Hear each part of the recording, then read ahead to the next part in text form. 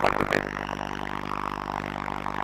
వాస్తవంగా ఏదైతున్నదో ప్రజా జీవితం పంచాయతీ సమితి అధ్యక్షుడిగా ఆరంభింపబడి 6 పర్యాలు ఇదే జగిత్యాల గడ్డ మీదకి వెళ్ళి శాసనసభ్యుడిగా ఎంపికై 1 పర్యాయం శాసన మండలి సభ్యుడిగా ఎంపికై మీ అందరి యొక్క అండదండలతో ఆశీర్వచనాలతో ఈ స్థాయికి ఎదిగి మరి ఈరోజు ఏదైతుందో మరి ఇంతవరకు ఉన్నట్టుగా పార్టీ కాంగ్రెస్ పార్టీ నా పట్ల చూపెట్ట వివక్షత సుదీర్ఘ కాలం ఏదైతుందో 4 దశాబ్దాల పైగా అన్నాడు కాంగ్రెస్ పార్టీ బలోపేతం కొరకు వాస్తవంగా మిత్రులు పెద్దలు కేసీఆర్ గారు ఏదైతుందో 99లో టీఆర్ఎస్ పార్టీ ఆవిర్భావ సందర్భంగా తెలంగాణ రాష్ట్ర ఏర్పాటు మనందరి ఆకాంక్ష మనం కలిసి మరి ప్రయాణం చేయాలని చెప్పని వారు పేర్కొన్నప్పటికీ కూడా ఏదైతుందో ఒక క్రమశిక్షణ గల కార్యకర్తగా నాడు ఏదైతుందో నేను కాంగ్రెస్ పార్టీలో కొనసాగడం జరిగింది.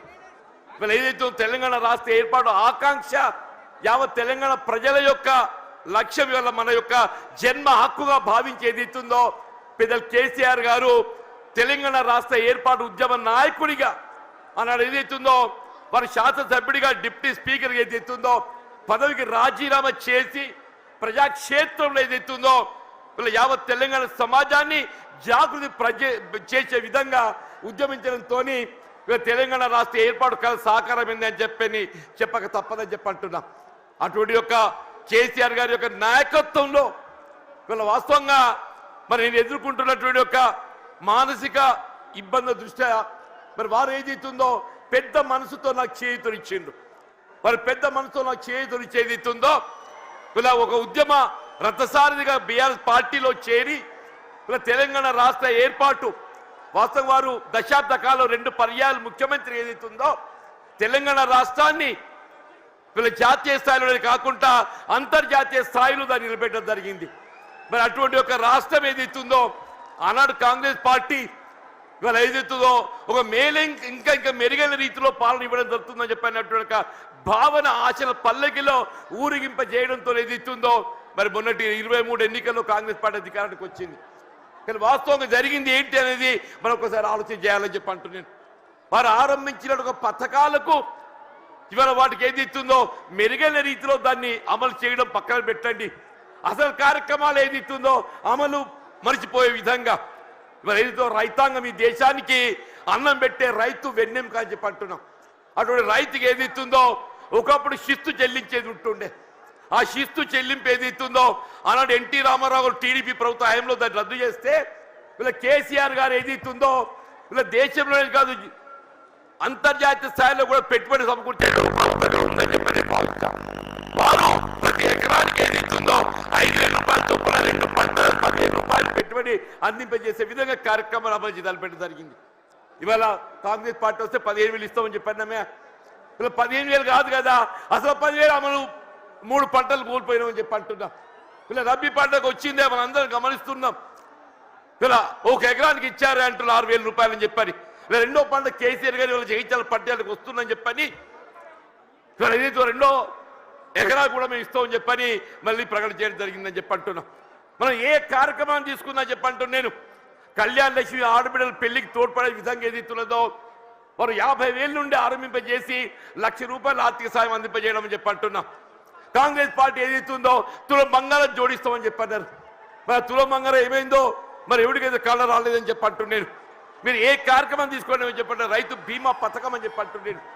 మీరు ప్రసూతి వైద్య సదుపాయం కొరకు ఏదైతుందో ఒక తల్లికి అండగా నిలవాలి, పాపకు అండగా నిలవాలని చెప్పని కేసీఆర్ కిట్ అమలు చేసి తలపెట్టడం చెప్పి అంటున్నాను. ఇలా బలహీన వర్గాలకు అండగా నిలిచే విధంగా అది ఏ వర్గమే కానివ్వండి కాక వారి తోడు నిలిచే విధంగా కార్యక్రమాలు అమలు చేసి తలపెట్టడం జరిగిందని చెప్పి అంటున్నా. మరి అటువంటి ఒక నాయకుడు మరి బీఆర్ఎస్ పార్టీ అధ్యక్షుడు తెలంగాణ రాష్ట్ర ఏర్పాటు ఉద్యమ నేత ఆధ్వర్యంలో ఏదైతుందో ఇవాళ నేను ఏదైతుందో బీఆర్ఎస్ పార్టీలో చేరి వారి నాయకత్వం పనిచేసే అవకాశం నాకు కల్పించినందుకు ఏదైతుందో నేను వారికి హృదయపూర్వకంగా ధన్యవాదాలు చెప్తామని చెప్పంటున్నాను. మరి ఏదైతుందో వాస్తవంగా ఇవాళ వేదిక చూస్తుంటే మా మిత్రుడు రమణ గారు గతంలో ఈ ప్రాంతానికి ప్రాతినిధ్యం వహించిన శాసనసభ్యుడిగా పార్లమెంట్ సభ్యుడిగా ఎంపికైండు, శాసన మండలి సభ్యుడిగా కొనసాగుతుండు. ఇలా వారితో కలిసి పనిచేసే ఒక ప్రయాణం చేసే అవకాశం నాకు లభించాలని చెప్పి అంటున్నాం. సోదరి దావ వసంత గారు వీళ్ళ జగిత్యాల జిల్లా మొట్టమొదటి జిల్లా ప్రజాపరిషత్ అధ్యక్షురాలిగా ఈ ప్రాంతానికి సేవలు అందించిందని చెప్పి అంటున్నా. మా మిత్రుడు గంగుల కమలాకర్ గారు గతంలో మంత్రివర్గా కరీంనగర్ శాసనసభ్యుడిగా సేవలు అందించిందని చెప్పంటున్నాం. మా సోదరుడు కౌశిక్ రెడ్డి గారు అని చెప్పంటున్నాను. మా మిత్రుడు విద్యాసాగరరావు గారి యొక్క తనయుడు సంజయ్, విద్యాసాగరరావు గారి తనయుడు సంజయ్, మరి సంజయ్ అంటే ఇంకా వేరే అనుకునేదని చెప్పంటున్నా ఆయన. ఈ సంజయ్ వేరు. ఈ సంజయ్ ఏదైతుందో అకుంఠిత దీక్షతో ప్రజాసేవ చేయాలనే సంకల్పంతో కేసీఆర్ నాయకత్వం కొనసాగుతున్నట్టు మా మిత్రుడు విద్యాసాగరరావు గారి తనయుడు అని చెప్పంటున్నాం. ఇలా జిల్లా బీఆర్ఎస్ పార్టీ అధ్యక్షుడు విద్యాసాగరరావు గారు మనందరినీ సమన్వయం చేస్తాను ముందుకు వచ్చినటువంటి సోదరుడు పల్లా రాజేశ్వరరెడ్డి గారు, ఇక వేదికపై ఉన్నటువంటి శాసన మండలి సభ్యులు, ఇవాళ ఇంకా ఇతర మిత్రులు అందరూ కూడా అందరికీ నేను చేతులెత్తి నమస్కరిస్తానని చెప్పి అంటున్నాను. ఇంతకాలం ఏదైతుందో వాస్తవంగా కేసీఆర్ గారు అంటే నా మొదటి నుండి గౌరవం, ఇద్దరికి వ్యక్తిగతంగా అనుబంధం ఉందని చెప్పి అంటున్నా. మేము ఏదైతుందో విద్యార్థి దశ నుండి మేము కలిసి ప్రయాణం చేసినటువంటి వాళ్ళం. వీళ్ళ భిన్న అభిప్రాయాలు, భిన్న రాజకీయ పార్టీలు, మరి వేదిక ఏదైతుందో మరి కలిసి ప్రయాణం చేయలేకపోయినా కానీ ఇలా అభివృద్ధిలో ఏదైతుందో వారు 2014 తెలంగాణ రాష్ట్రం ఏర్పాటు అయినాడు ఏదైతుందో నేను శాసనసభ్యులు గెలిచానని చెప్పంటున్నా. నాపై గౌరవంతో నాకు ఇప్పటికి గుర్తు చేస్తున్నాను. మీకు అన్న బోర్లపల్లి వంతెన అని చెప్పంటూ నేను గోదావరి నదిపై వంతెన నిర్మాణం చేస్తే అటు ఆదిలాబాద్ ఇటు ఉమ్మడి కరీంనగర్ జిల్లాలు కలిసి ఏర్పడతాయని చెప్పని ఒక విజ్ఞప్తి చేయడంతోనే వీళ్ళ మొట్టమొదటి ఉమ్మడి కరీంనగర్ జిల్లాలో వారు మంజూరు చేసినటువంటి ఒక పథకం బోర్లపల్లి ఒక వంతెన అని చెప్పంటాం. ఇలా అభివృద్ధికి ఏదైతుందో రాజకీయాలు లేవు, అభివృద్ధికి రాజకీయాలు లేవని చెప్పంటున్నా. ఆ విధంగా అభివృద్ధి చేసినటువంటి ఒక మరి గొప్ప నాయకులు ఏదైతుందో మరి కేసీఆర్ గారు అని చెప్పంటున్నాం. మిత్రుడు కొప్పుల ఈశ్వర్ గారు ఏదైతుందో ధర్మపురి శాసనసభ్యుడిగా వీళ్ళ మంత్రి వర్యుడిగా చెప్పంటూ నేను వాళ్ళు ఏదైతుందో రోడ్లవాగు ఆధునీకరణ వారి యొక్క ఈ ప్రాంతం అంతా సస్యశ్యామలం కావాలని చెప్పంటే ఆ ఆధునీకరణతో అది సాధ్యమవుతుందనే ఒక భావనతోని మరి కొప్పుల ఈశ్వర్ గారు ఏదైతుందో మరి కేసీఆర్ దృష్టి తీసుకెళ్లడం, వారు ఏదో మంజూరు చేయడం, మరి ఏదైతే ఉందో మన మొత్తం ప్రాంతం జగిత్యాలే కానీ ధర్మపురి కానీ చెప్పంటున్నాం. జగిత్యాల, ధర్మపురి, కోరుట్ల, వేములవాడ, చొప్పదండి మనంతా అన్నదమ్ముల్లాగా జగిత్యాల జిల్లాలో కలిసినటువంటి వాళ్ళం చెప్పంటున్నాం. ఇలా అభివృద్ధికి సంకేతం బీఆర్ఎస్ రాజకీయ పార్టీ అని చెప్పంటున్నాను. ఇలా 10 జిల్లాలు ఉన్నటువంటి యొక్క తెలంగాణ రాష్ట్రాన్ని 13 జిల్లాలు అదనంగా ఏర్పాటు చేసి దాని 23 జిల్లాల తెలంగాణ రాష్ట్రానికి రూపొందింపజేసినట్టు ఒక ఘనత ఇవాళ పెద్ద కేసీఆర్ గారిని చెప్పక తప్పదని చెప్పంటున్నారు. అని అందరూ కూడా ఆశ్చర్యపోయారు ఈ కొత్త జిల్లాల ఏర్పాటుతోని. ఇది నిజంగానే సాధ్యమేనా అని చెప్పని ఇవాళ నూతన జిల్లాలు ఏర్పాటు కావడంతో ఏదైతుందో వైద్య సేవలు మెరుగు కావటం అని చెప్పంటాం. వైద్య సేవలు మెరుగు కావటం మన జగిత్యాల జిల్లా ఏర్పాటు కావడంతో ఏదైతుందో మన జగిత్యాల ఏదైతుందో వైద్య విద్యా కళాశాల, అసలు మనం జగిత్యాల జిల్లా కేంద్రంగా వైద్య విద్యా కళాశాల ఏర్పాటు సాధ్యమవుతుంది ఆలోచన కూడా మీరు తప్పని చెప్పంటున్నాం. కేవలం కేసీఆర్ గారి యొక్క ఆలోచన, వారి యొక్క దూరదృష్టి, వీళ్ళ నూతన జిల్లాలు ఏర్పాటుతో ఏదైతే వైద్య విద్య సదుపాయాలు మెరుగుపరచొచ్చని చెప్పిన భావంతో వీళ్ళ నూతన జిల్లాలు ఏర్పాటు చేయడము, జగిత్యాల జిల్లా కేంద్రంగా వైద్య విద్యా కళాశాల రూపొందడం, వీళ్ళ వైద్య సేవలు విస్తృంపజేయబడడం చెప్పంటున్నా. భవిష్యత్తులో సూపర్ స్పెషాలిటీ వైద్య సేవలు మనం పొందబోతున్నాం చెప్పంటున్నా. అదే విద్య రాజ్యాంగం కల్పించిన హక్కు అని చెప్పంటున్నా. ఆ రాజ్యాంగం కల్పించిన హక్కు విద్యకు సంబంధించి ఏదైతుందో నిరుపేద వర్గాలు, బలహీన వర్గాలు, జ్యోతిబా పూలే అటువంటి ఒక గురుకుల ఆశ్రమ పాఠశాలని చెప్పంటున్నా. ప్రతి నియోజకవర్గంలో ఆడబిడ్డలు బాలకి ఏదైతుందో జ్యోతిబా పూలే మరి గురుకుల ఆశ్రమ పాఠశాల, బాలులకు ఏదైతుందో జ్యోతిబా పూలే మరి ఒక గురుకుల ఆశ్రమ పాఠశాల, అల్పసంఖ్యాక వర్గాలు ముస్లిం బిడ్డలకు అని చెప్పంటున్నా. ఎన్నడూ ఊహించినటువంటి ఒక విద్యా సదుపాయాలు కల్పించాలని చెప్పని ఇవాళ ముస్లిం బిడ్డలకు ఏదైతుందో అల్పసంఖ్యాక వర్గాలకు ఏదైతుందో మైనారిటీ స్కూల్స్ ఏర్పాటు చేయడం, ఎస్సీ ఎస్టీ అని చెప్పంటూ నేను ఇలా వాస్తవంగా తెలంగాణ రాష్ట్రానికి గిరిజన బిడ్డలు ఏదైతుందో బీఆర్ఎస్ పార్టీ మరో కూడా చెప్పంటున్నాను. జనాభా ప్రాతిపదికన కల్పించాల్సిన ఒక రిజర్వేషన్ సౌకర్యం తెలంగాణ రాష్ట్రం ఏర్పాటుతో ఏదైతుందో ఇలా గిరిజన జనాభా తెలంగాణ రాష్ట్రంలో కేంద్రీకృతం కావడంతో ఆ గిరిజనులకు అంతవరకు ఉన్నట్టు 6% రిజర్వేషన్ను 10% పెంచి అని చెప్పంటున్నా. ఇలా విద్యా ఉద్యోగాలలో గిరిజన బిడ్డలు వాళ్ళ లంబాడా కానివ్వండి, ఆదివాసీ కానివ్వండి, ఎవరికైనా ఏదైతుందో వాళ్ళ భవిష్యత్తు నిర్దేశించినట్టు ఒక గొప్ప మరి నాయకత్వం కేసీఆర్ గారు అని చెప్పక తప్పదని చెప్పంటున్నా. ఇలా వాస్తవంగా ఈ దేశానికి ఏదైతుందో అన్నం పెట్టే రైతుకు సాగునీరు కావాలని చెప్పంటున్నా.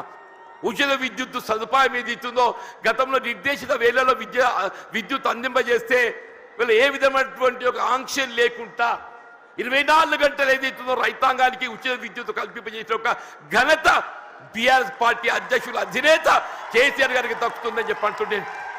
ఇలా ప్రాణహిత నదీ జలాల వినియోగం దేవాలనే ప్రాణహిత నదీ జలాల వినియోగంలోకి వస్తేనే కానీ ఏదైతుందో మన తెలంగాణ రాష్ట్రం రైతాంగం ఏదైతుందో మన పంటలు పండు సాధ్యమవుతుందని చెప్పి అంటుండే.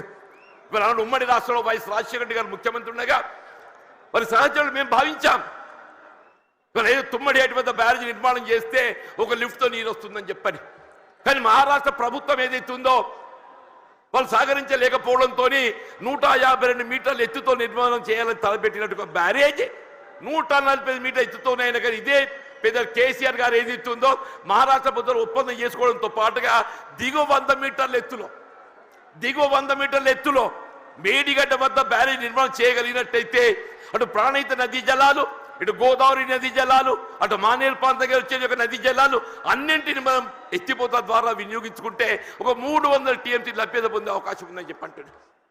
మరి ఆ విధంగా మేడి ఒక దశాబ్ద కాలంలో కేవలం ఒక దశాబ్ద కాలంలో వీళ్ళ కాళేశ్వరం ప్రాజెక్ట్ నిర్మాణం పూర్తి చేయడమే కాదు దాని ఫలాలు కూడా మనకు అందింపజేయడం జరిగిందని చెప్పంటుండే.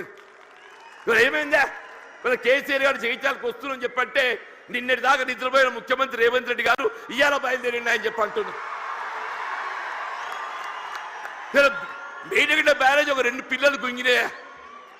SLBC Srisailam left bank canal అని చెప్పంటున్నాడు. నిర్మాణ దశలో కృంగిపోయి 8 మంది కార్మికులు చనిపోతే కనీసం శవాలు వెలికి చేయలేకపోయింది అని చెప్తున్నా. శవాలు వెలికి చేయలేకపోయింది అని చెప్పంటున్నా. 2 పిల్లలు కృంగిపోతే అసలు బ్యారేజ్ విలువ 4000 కోట్లు.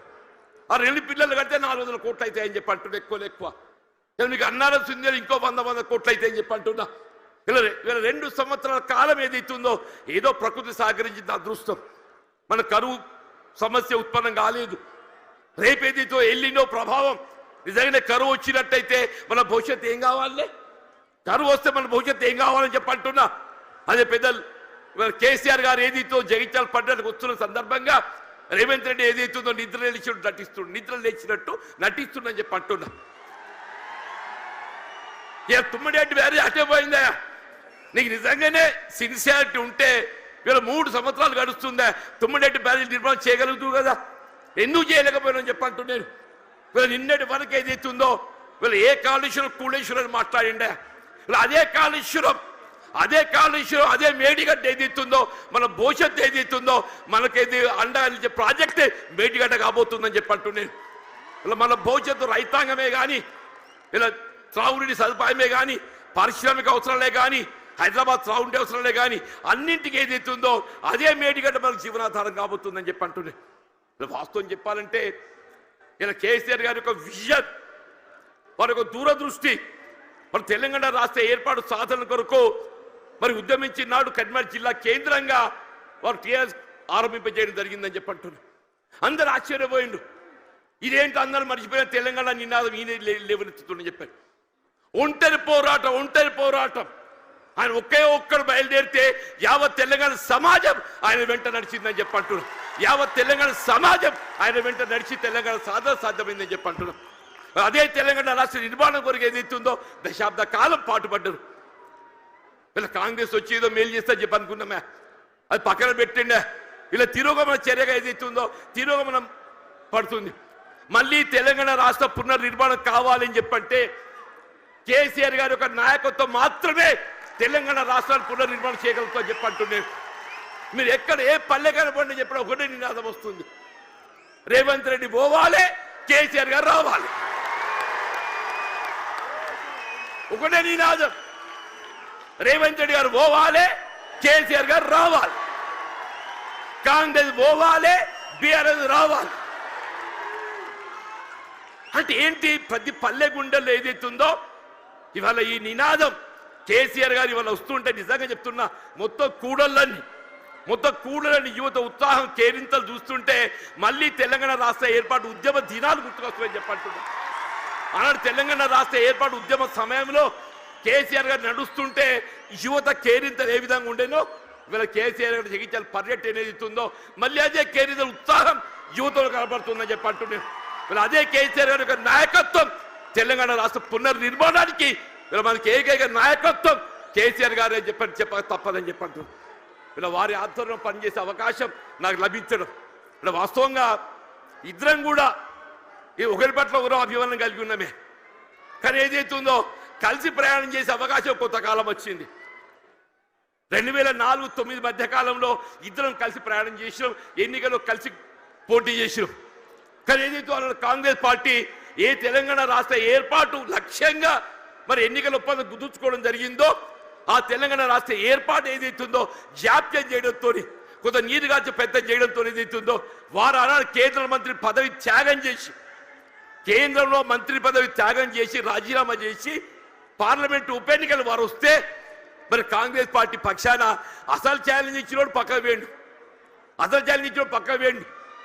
కేసీఆర్ గారిని ఎదుర్కోవాలంటే మామూలు విషయం కాదు, కేసీఆర్ ఎదుర్కోవడం మామూలు విషయం కాదు అంటూ నేను అన్నాడు. ఏదైతే ఇదే కాంగ్రెస్ పార్టీ నన్ను దొరకబట్టి ఆయన ముందు నిలబెట్టిందా, నన్ను దొరకబెట్టి వారి ముందు నిలబెట్టిందని చెప్పి అంటున్నా. ఇక నేను ఏం చెప్పాలి, నా కోసం ఏం చెప్పాలని చెప్పి అంటున్నాను. అంటే నిజంగానే వారిని అడ్డుకోవడం సాధ్యమేనానే? వారికి ఎందుకు ఒక లక్ష్యం ఉంది, తెలంగాణ రాష్ట్ర ఏర్పాటు లక్ష్యం ఉందని చెప్పి అంటున్నా. ఆ లక్ష్యాన్ని అడ్డుకోవడం సాధ్యమేనని చెప్పి అంటున్నాను. అది ఎవరితో సాధ్యం కాదు. వారు ఏది 2 పర్యాయాలు ఉప ఎన్నికలు గెలిచి యావత్ తెలంగాణ సమాజాన్ని జాగృతి చేసి తెలంగాణ రాష్ట్రాన్ని సాధించడం జరిగిందని చెప్పి అంటున్నాను. మరి అటువంటి కమిషన్ గల కార్యకర్తను నేను, అటువంటి కమిషన్ గల కార్యకర్తను యావత్ తెలంగాణ రాష్ట్రం ఆశ్చర్యం, ఇదేందా జీవన్ రెడ్డి మరి ఏం చేయాలని ఆయన 20 మాసాలు ఏదైతే నా ఉసురు పోసుకుంటారు మీరు, 20 మాసాలు ఉసురు పోసుకున్నారని చెప్పంటున్నా. నేను ఇంతకాలం ఈ మానసిక క్షోభ నేను భరించాలని చెప్పంటు నేను సాధ్యమే చెప్పండి అన్న చెప్పంటు నేను 4 దశాబ్దాలు కాంగ్రెస్ పార్టీ బలోపేతం కొరకు అకుంఠిత దీక్షతో ఏదైతుందో నేను పోరాటం చేసి నేను పాటుపడితే చివరికి దక్కిందేందే, చివరికి దక్కిందేంది అని చెప్పంటు నేను. ఆల్రెడీ ఈ వాయిస్ లోపల నాకు ఈ గోసేంది అంటూ నేను ఇవాళ 75-76 సంవత్సరాలు వచ్చినాయి అంటున్నా. నా జీవితం చివరి దశ చేరుకుందని చెప్పి అంటున్నా. నా జీవితం చివరి దశలో ఏదైతుందో నాకు ఈ మానసిక క్షోభ ఏంటి అని చెప్పి అంటున్నాను. ఇవాళ కేసీఆర్ గారు పెద్ద మనసుతో ఏదైతుందో మరి నాకు చేయూత నాకు ఏదైతే చేయి అందించి నాకు అండా నిలుచుడని చెప్పి అంటున్నాను. అదే 4 దశాబ్దాల కాలం కాంగ్రెస్ పార్టీ సేవలో, కాంగ్రెస్ పార్టీ నిర్మాణంలో నేను పాటుపడితే నా చివరి దక్కింది అయింది.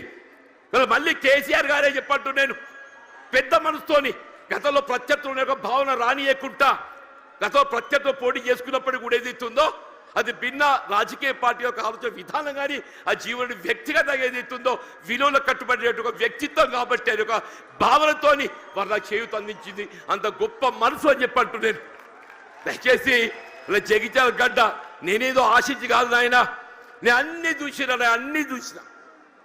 నేను చూడని ఏమీ లేదు. ఈ 4 దశాబ్దాల కాలంలో చూడని ఏమీ లేదు. ఇవాళ ఒకటి ఇవాళ రాష్ట్రాన్ని పట్టుకుని శని పీడ విరగడ కావాలని చెప్పంటు ఒకే ఒకటి ఈ రాష్ట్రాన్ని పట్టుకొని శని పీడ విరగడ కావాలని చెప్పంటున్నా.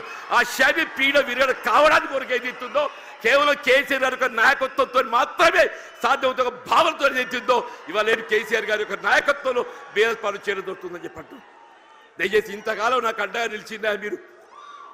నిజంగా మీ అందరికీ నా శేష జీవితం మీ అందరికీ నీ సేవ చేసిన రుణం తీసుకోలేని చెప్పంటున్నాను. వీళ్ళ కేసీఆర్ గారి యొక్క నాయకత్వంలో వీళ్ళ ఉమ్మడి కరీంనగర్ జిల్లానే కాదు యావత్ తెలంగాణ రాష్ట్రంలో గులాబీ జెండా ఎగరవేయటమే మనందరూ ఒక లక్ష్యంగా మనం ముందు పోవాలని చెప్పంటున్నా. రాబోయే కాలం 119 స్థానాలు ఉంటాయి, ఎన్ని ఉంటాయో తెలియదు కానీ ఎన్ని స్థానాలు ఉన్నా అని ఉమ్మడి రాష్ట్రంలో కాంగ్రెస్ పరిస్థితి ఏ విధంగా మారిందో రేపు రాబోయే శాతం ఎన్నికల్లో మీకు 94 ఉప ఎన్నికల్లో కాంగ్రెస్ పార్టీ పరిస్థితి కంటే ఇక దీనంగా తయారైపోతుందని చెప్పకుండా మనం చూస్తామని చెప్పంటాం. అలా ఇట్ వాజ్ నాట్ బట్ 10% అలా ఇట్ వాజ్ నాట్ బట్ 10% అని చెప్పంటున్నా. ఇవాళ పరిస్థితి కూడా ఏదైతుందో రాబోయే కాలంలో ఇవాళ ప్రజాభిప్రాయం ఎవరైనా ప్రజాభిప్రాయానికి అనుగుణంగా పనిచేయాలి. రేపు ప్రజాభిప్రాయానికి అనుగుణంగా ఏదైతుందో కేసీఆర్ గారి యొక్క నాయకత్వం పనిచేయాలి. వాళ్ళు ఎప్పటికైనా ఒకటి కోరుకుంటుంది, అరే ఇంత మంచోని నేను ఇచ్చిపెట్టుడు ఏందే, అరే నిజంగా ఆలోచిస్తే కూడా ఆశ్చర్యం కలుగుతుందా? ఆయన నాకే పగోడు కాదు, మేము గతంలో కలిసి ప్రయాణం చేసినాం. వారి జీవితం విద్యార్థి దశలో ఏదైతుందో ఇదే జగిత్యాల అంగడి బజార్లో గడిపినని చెప్పి అంటున్నా. జగిత్యాలకు కేసీఆర్ గారికి ఉన్న ఒక అనుబంధం ఏదైతుందో ఇప్పటి తరానికి తెలియకపోవచ్చు, కానీ కేసీఆర్ గారి ఒక బాల్య జీవితం ఏదైతుందో జగిత్యాలతో ముడివేసుకుందని చెప్పంటున్నారు. అటువంటి కేసీఆర్ గారు ఏదైతుందో ఆనాడు తాడిత పీడిత వర్గాలు ఏదైతుందో వీళ్ళ వారి యొక్క హక్కుల సాధన కొరకు జగిత్యాల చైత్ర యాత్ర ఏదైతే ఇదే గడ్డ మీదకి వెళ్ళి ఇదే సమావేశ స్థలికి వెళ్ళి ఆరంభింపజేసిరని చెప్పంటున్నారు. కేసీఆర్ గారు కూడా చెప్పిండ్రు, వారే అన్నారు అది మనం 70లో ఒకసారి ఏదైతుందో ఆనాడు జగిత్యాల చైత్ర యాత్ర చేసిన చూడుని అదే జాగాలో పెట్టాలన్నయ్య మన స్ఫూర్తి మనం వినిపించాలని చెప్పిండ్రు. వారి ఆలోచనకు అనుగుణంగా ఏదైతుందో కేసీఆర్ గారి ఒక చైత్ర యాత్ర ఇదే జగిత్యాల గడ్డ నుండి ఇదే కేంద్రానికి వెళ్ళి వారు పిలిపిస్తున్నారని చెప్పంటున్నారు. ఇలా రాష్ట్రంలో గులాబీ జెండా ఎగరవేయడం కేసీఆర్ గారిని తిరిగి ముఖ్యమంత్రిగా ఏదైతుందో నెలగొని వారు ఏర్పాటు చేసుకొని ఈ రాష్ట్ర పూర్తిగా తోడ్పడడం మన ఏకైక లక్ష్యంగా పనిచేయాలి. మరి ఆ విధంగా పనిచేసే అవకాశం కల్పించినందుకు మరి హృదయపూర్వక ధన్యవాదాలు చెప్తామని చెప్పండి. వాస్తవంగా ఏదైతుందో కేటీఆర్ గారు హరీష్ రావు గారు వాళ్ళు రావాల్సిందే, వారికి వేరే బాధ్యత అప్పగించడంతో మరి కేటీఆర్ గారు హరీష్ రావు గారు రాలేకపోయిండ్రు. వాస్తవంగా ఈ సభ సమావేశం ఏర్పాటు చేయడంలో చొరవ చూపెట్టింది కేటీఆర్ గారు హరీష్ రావు గారు అని చెప్పంటున్నా. కేసీఆర్ గారి యొక్క ఆలోచన విధానానికి అనుగుణంగా దీన్ని రూపకల్పన చేసింది కేటీఆర్ గారు హరీష్ రావు గారు అని చెప్పంటున్నా. ఏదైనా కానీ నేను ఎక్కువగా అంటే ఎందుకంటే మీ అందరికీ కేసీఆర్ గారిని వినాలని ఉందా? అందరూ అనుకుంటూ వీడైందా నడవ ఎంతసేపు నిలబడతారని చెప్పని. ఇప్పుడు జీవన్ రెడ్డిని ఎప్పుడు చూసినాడు, ఇటు కొత్త కాదు కదనే. నేను పేరు ఇంటికి నల్లగున్నప్పటికీ చూసిదా మొత్తం ఎంటికలు అన్ని నెరిసినయ్యాలి, ఒక్క నల్లెటిగా దొరకదట్లేదు అన్నట్టు. అటువంటి జీవన్ రెడ్డి గురించి ఏదైతుందో వీళ్ళు ఇక్కడ తెలియని పౌరులు లేడు. జగిత్యాల గడ్డతో నాకున్న అనుబంధం అలాంటిది, ఆత్మీయత అలాంటిది అని చెప్పంటున్నా. నా భావి జీవితం శేష జీవితం ఏదైతుందో కేసీఆర్ యొక్క నాయకత్వం లోపల తిరిగి ఏదైతుందో బీఆర్ఎస్ పార్టీ ప్రభుత్వం అధికారం రావటం ఏకైక లక్ష్యంగా ఏదైతుందో మన అంతా నడువు బిగించాలని చెప్పి కోరుతూ నేను సెలవు తీసుకుంటున్నా. జై హింద్, జై తెలంగాణ, జై తెలంగాణ, జై తెలంగాణ. కేసీఆర్ గారి యొక్క నాయకత్వం, కేసీఆర్ గారి యొక్క నాయకత్వం, కేసీఆర్ గారి యొక్క నాయకత్వం. Thank you.